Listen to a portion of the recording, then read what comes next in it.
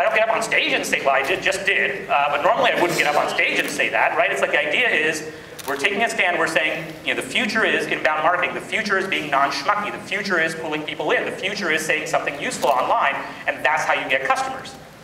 And as it turns out, we piss a bunch of people off in the industry, because as it turns out, which I didn't know, there's like billions of dollars being made in advertising and telemarketing and direct mail and all that stuff or whatever. Take a stand, it works.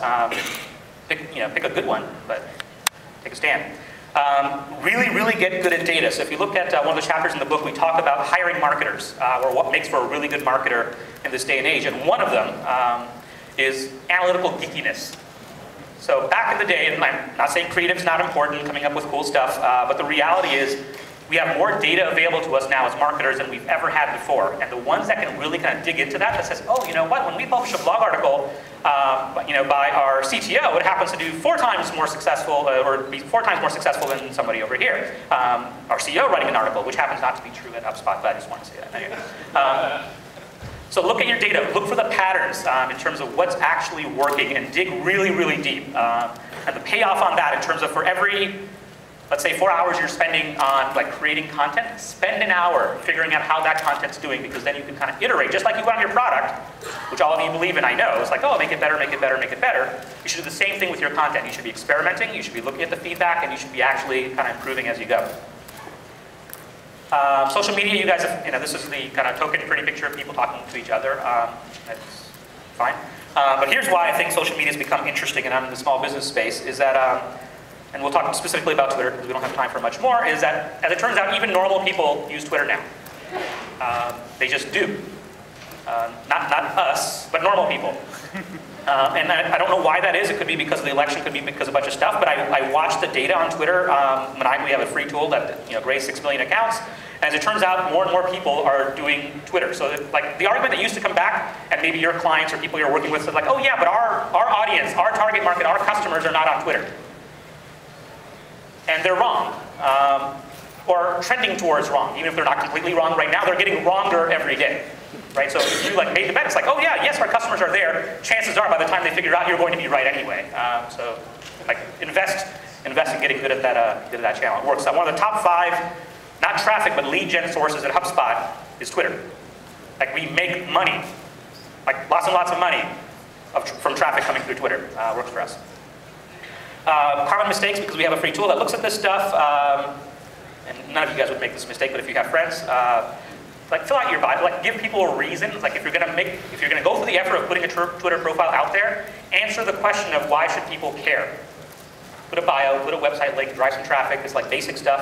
We won't spend a lot of time on it. I'm gonna wind down and say, with this new marketing stuff, I'm not a new agey kind of guy, as it turns out.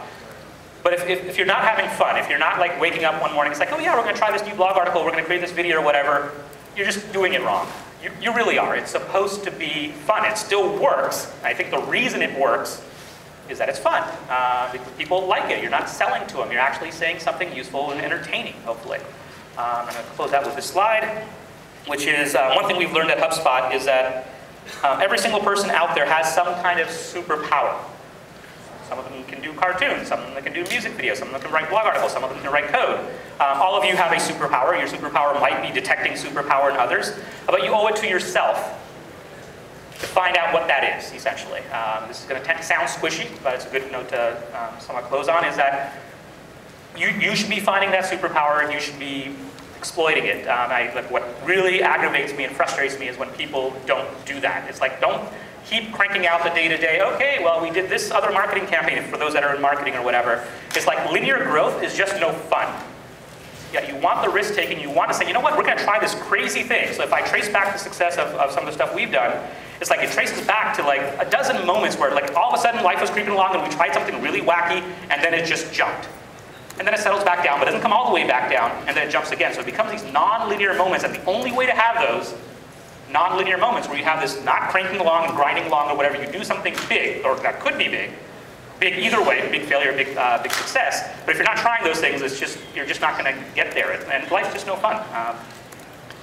So we're kind of data geeky people. If you like the session, whatever, working on a new tool, just tweet something that looks and resembles that. You can also downvote and call it lame if you thought so.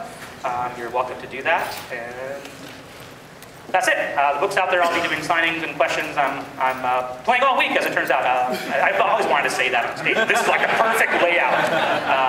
And please tip your waiters and waitresses and all that kind of good stuff. I think that I'll take one question. We'll wrap it down, and then yeah. And she smiled and said, "Oh, that's a good thing." So that's good. Questions? Anyone?